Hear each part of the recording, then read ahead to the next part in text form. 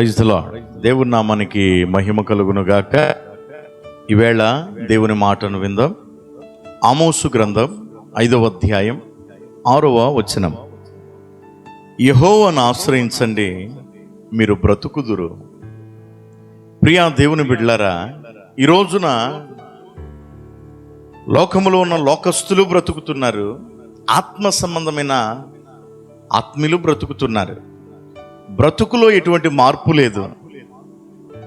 కానీ వాక్యం అంటది, అనేకులు బ్రతుకుతున్న బ్రతుకు కంటే కూడా నీ బ్రతుకు ఎలా ఉండాలంటే ఆయన ఆశ్రయించిన బ్రతుకై నీది ఉంటే నీవు బ్రతికెదవు. స్తోత్రం. ఎవరు బ్రతుకుతారు అంటే ఆయన ఆశ్రయించిన వారు. ఏంటి, ఆయన ఆశ్రయించకుండా బ్రతకలేమా? బ్రతుకువారు లేరా అంటే ఉన్నారు. కానీ వానికి వీనికి మధ్య చాలా వ్యత్యాసం ఉంది. పరిశుద్ధాత్ముడు మాట్లాడుతున్న మాట, నీవు నేను మనం ఆయన ఆశ్రయించి మనం బ్రతకగలిగితే మన బ్రతుకులు దేదీప్యమానమైన కృపతో నడిపించబడతాయి. ఎవరో అలా బ్రతికారు అంటే హెబ్రీ పత్రిక 11వ అధ్యాయం 5వ వచనంలో చూస్తే, హానోకు తన దినములను ముగించుకొని వెళ్ళక మునిపే దేవునికి ఇష్టుడై బ్రతికాడంట.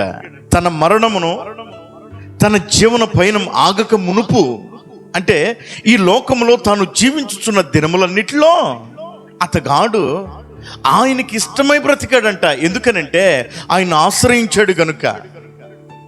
ఈ రోజున మన జీవితాల్లో చూస్తే ఆయనకి ఇష్టంగా బ్రతికే బ్రతుకులు కష్టముగా కనబడుతున్నాయి.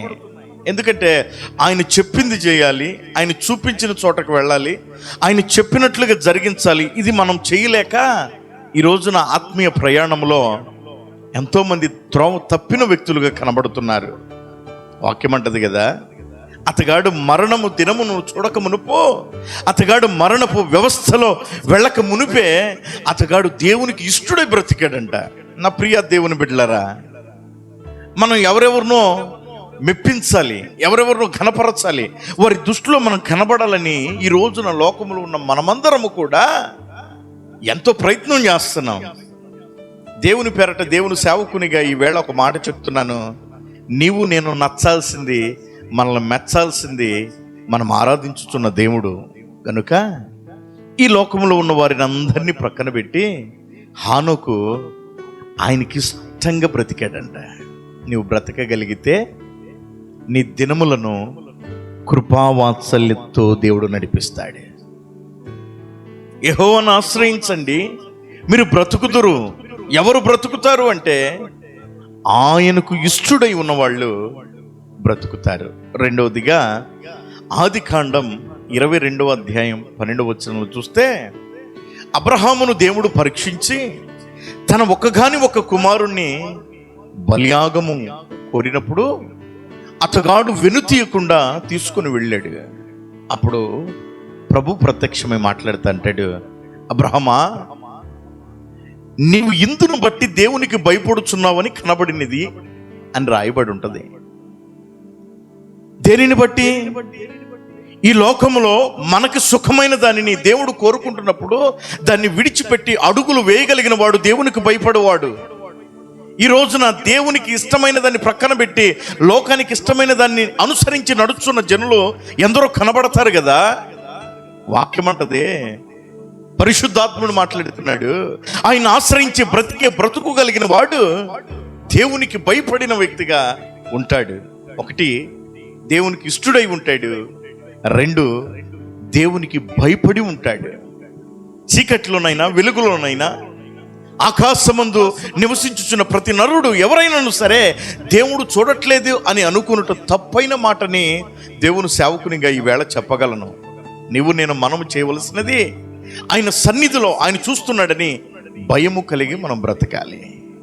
ఇంకొక వ్యక్తిని చూపిస్తాను.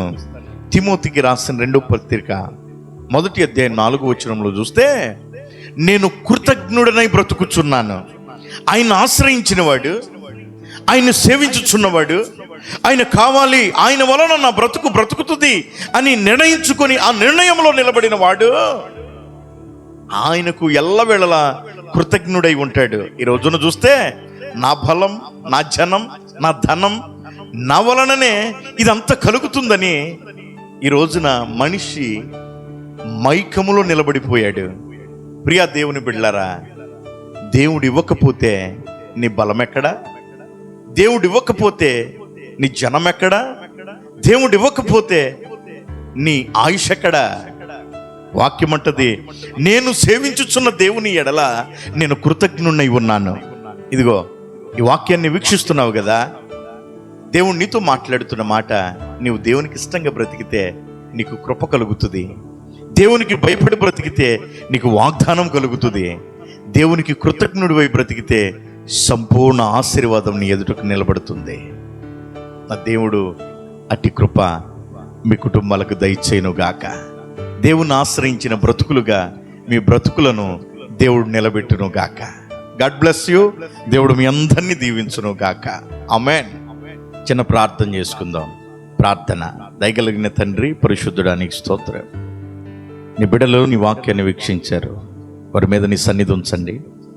నీకు ఇష్టమైన బ్రతుకును బ్రతకటానికి వారికి మీరు నేర్పించండి. తద్వారా వారికి మీరు కృప కలుగ చేయండి.